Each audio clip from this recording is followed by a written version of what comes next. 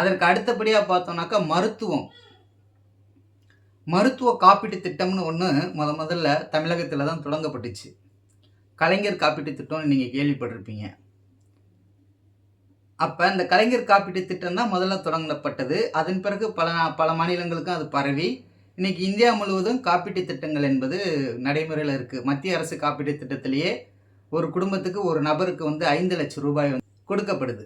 எதற்கு அப்படின்னா, ஏதாவது தீர்க்க முடியாத வியாதிகள் இருக்குது, சிசேரியன் ஆப்ரேஷன் பண்ண வேண்டிய தேவை இருக்குது அப்படின்னாக்கா அந்த காப்பீட்டு திட்டத்தின் மூலமாக போய் அவங்க பண்ணிக்கலாம்.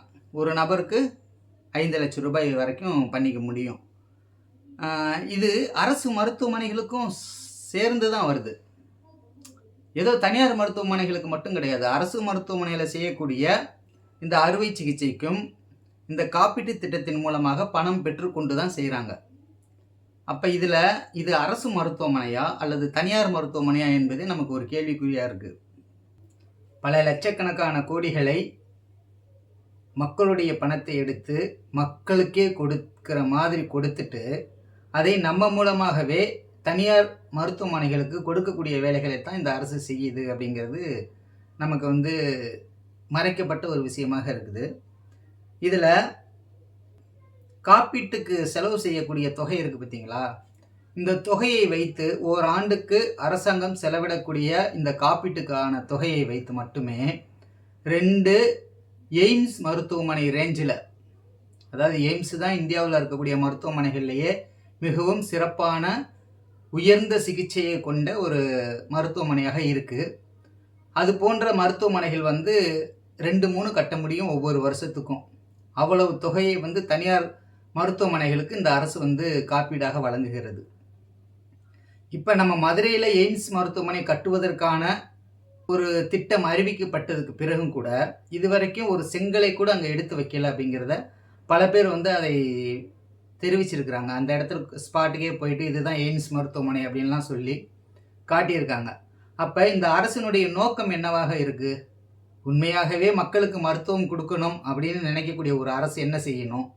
தரமான மருத்துவமனைகளை கட்டணும், தரமான மருத்துவர்களை நியமிக்கணும், செவிலியர்களை அதிகப்படுத்தணும், அதோட எக்யூப்மெண்ட்ஸ் என்னென்ன நோய்களுக்கு என்னென்ன புதிய நவீன இயந்திரங்கள் வந்திருக்கோ அந்த நவீன இயந்திரங்களை எல்லாம் அந்த மருத்துவமனையில் கொண்டு பொருத்தணும். ஒவ்வொன்றுக்கும் மக்களை அங்கும் இங்குமாக அலைய விடக்கூடாது. அரசு மருத்துவமனைக்கு போகிறோம் அப்படின்னாக்கா அனைத்து வசதிகளும் அங்கே இருக்கணும். அது போன்ற மருத்துவமனைகளை இந்த பணத்தை கொண்டு எளிமையாக கட்டியமைக்க முடியும். இலவசமாக அனைத்து மக்களுக்கும் மருத்துவம் கொடுத்து விட முடியும். ஆனால் இந்த அரசு அதை செய்யுமா அப்படின்னாக்க செய்யாது. இப்போ இந்த மருத்துவ காப்பீடு என்பது மக்களுக்கான சேவையாக அரசாங்கத்தினால் அறிவிக்கப்படுது. இதற்காக நிதி ஒதுக்கப்பட்டு மக்களுடைய மருத்துவ சேவைக்காக இந்த நிதி வழங்கப்பட்டுள்ளது அப்படின்லாம் சொல்கிறாங்கல்ல. இப்போ இந்த காப்பீட்டு நிறுவனங்களுக்கு தான் இந்த நிதி போய் சேருது. சாதாரண மக்கள்கிட்ட நேரடியாக வர்றதில்ல. மக்கள் போய் தனியார் மருத்துவமனையில் தங்களுக்கு தேவையான அறுவை சிகிச்சைகளை செஞ்சுக்கலாம். அதற்கான தொகை அந்த காப்பீட்டு நிறுவனம், ஸ்டார் ஹெல்த் அப்படின்னு சொல்லக்கூடிய ஒரு காப்பீட்டு நிறுவனத்துக்கிட்ட தான் இந்த பொறுப்பு ஒப்படைக்கப்பட்டுள்ளது.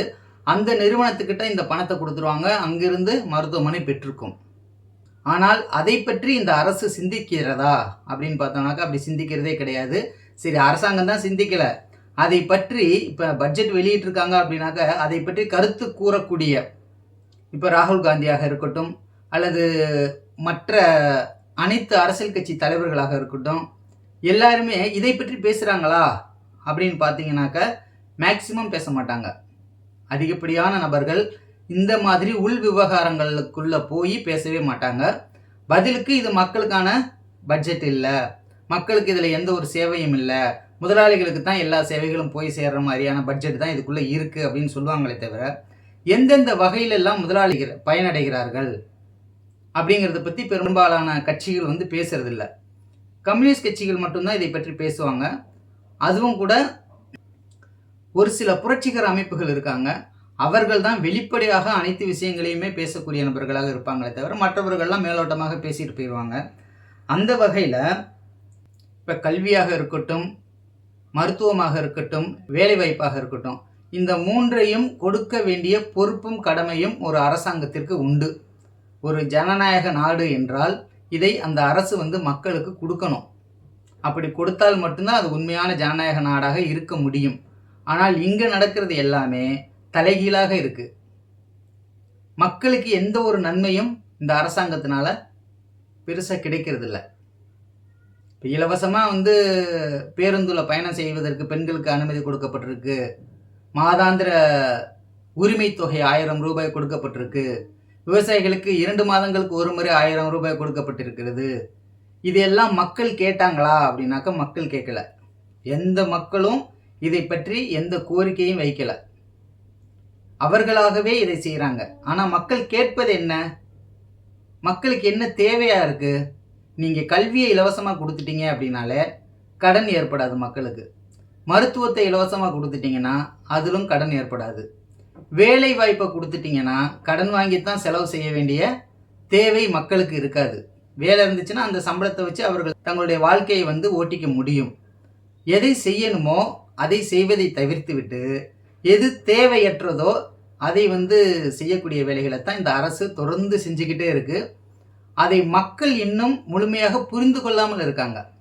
மக்களும் சரி, இருக்கக்கூடிய அரசியல் கட்சிகளும் சரி, இதை சரியாக கணிக்க தெரியாத அரசியல் கட்சிகளாகத்தான் இருக்கிறார்களே தவிர, இதை புரிந்து கொண்டு மக்களிடம் பிரச்சாரமாக கொண்டு சென்று ஒரு பொருளாதார மாற்றத்தை கொண்டு வருவதன் மூலமாக மட்டும்தான் இதை சாத்தியப்படுத்த முடியும். இந்த முதலாளித்துவ பொருளாதாரத்துக்குள்ள நின்றுக்கிட்டு மக்களுக்கு நம்ம நன்மை செய்ய முடியாது. ஏன்னா இது எப்படி நீங்கள் திட்டம் போட்டாலும் அது ஏதோ ஒரு முதலாளிக்கு சாதகமான திட்டமாகத்தான் போய் முடியுமே தவிர மக்களுக்கானதாக இருக்காது.